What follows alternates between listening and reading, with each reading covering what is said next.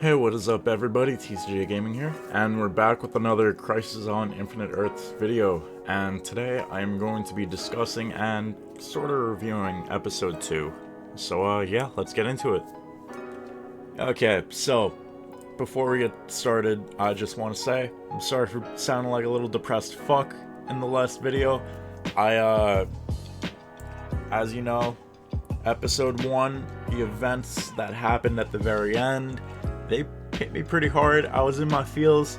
If you haven't seen it or you want to see another video on it, I have one. It'll be in the link in the description or it'll be in the top corner.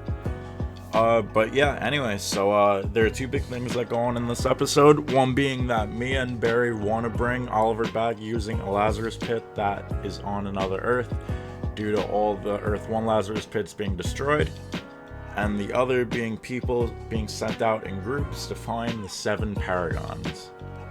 And there's also this sort of big thing, I mean, it's gonna be big later on in the crossover, but right now it's like a little small thing that's nudged in the episode. Harbinger has been getting these headaches, she's been hearing voices, a little crazy.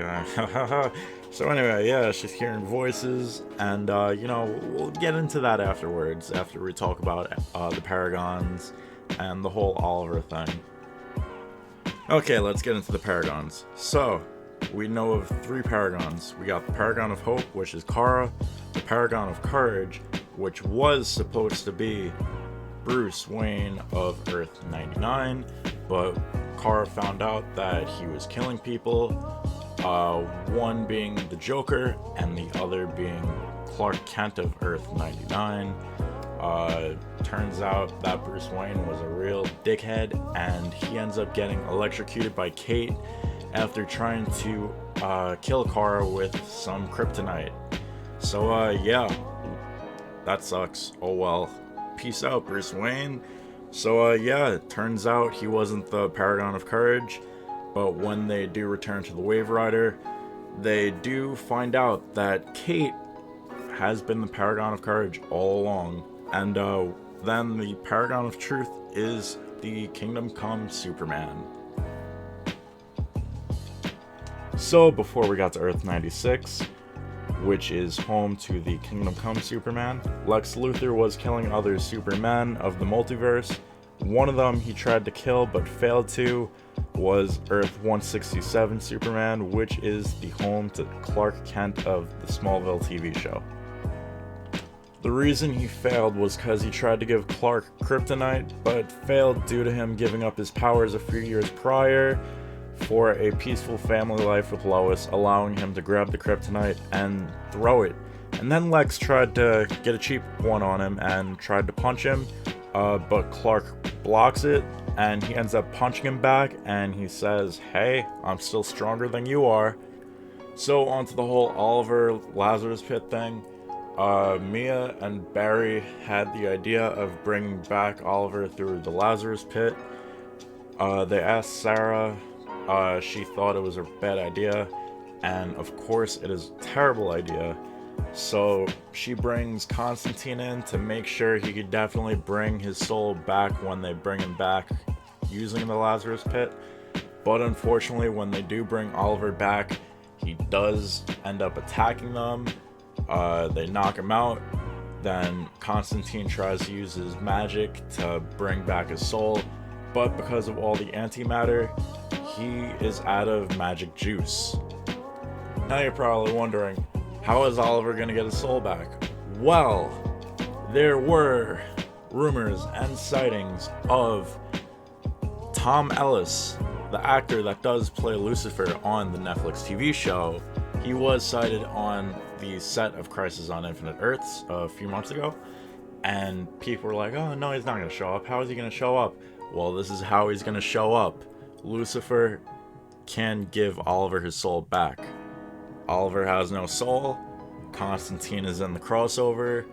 What way for a demonologist, a master of the dark arts like Constantine, to make a deal with the devil, make a bargain with the devil to get Oliver's soul back, to bring him back into the crossover, and for him to wrap up the series voila.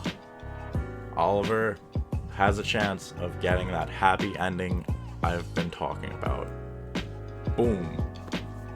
Okay, now to talk about this whole Harbinger thing. Now, throughout the episode, Lila was getting these headaches. She wasn't feeling too good all throughout the episode. When at the very end, she does get teleported somewhere. And where does she get teleported to? I don't know. But the person that teleported her was the Anti-Monitor. Okay, so really quick, spoilers for people that don't read the comics in 3, 2, 1. So, Harbinger in the comics does get taken over. She does get brainwashed by the Anti-Monitor, which then she gets sent over to the Monitor, and she betrays him, and she ends up killing him. How this is all going to play out in the crossover event, I have no clue. It's going to be very interesting to see how it all plays out. Definitely have seen a lot of twists that I did not see coming in these first 2 episodes, and it's going to be very interesting to see how these last 3 play out. Okay, so what did I think about episode 2 overall? I thought it could have been a little bit better. It was a little bit slow at times, but I mean, it was a good episode for what it was. The Bruce Wayne of this episode, he did a good job, but I thought we could have gotten a lot more out of him. I would have liked to see him in some sort of bat suit, or like they hyped him up to be like, oh hey, you know, we're getting Batman to help us out in the crisis. Turns out, nope, he's a fucking dickhead. That sucks. Oh well. And whatchamacallit, it was good to see the Smallville Superman again.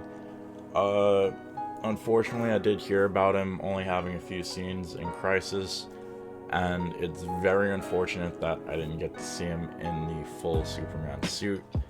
It would have been a real treat to see him in the full suit. Unfortunately, I do not know if we're gonna get that anytime soon, since he did lose his powers and he is basically useless. So yeah, that sucks.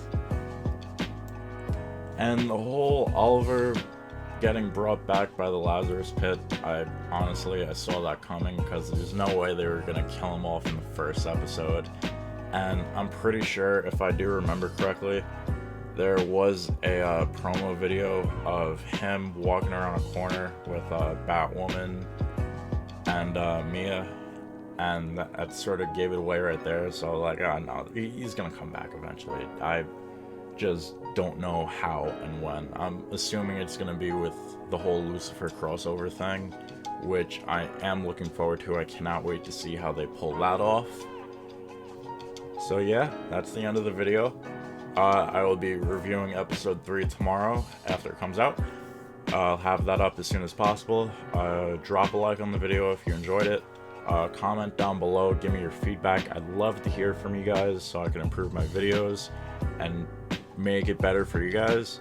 Also, I'd love it if you guys could subscribe for more daily content and click the bell icon right next to the subscribe button to get notified when I upload.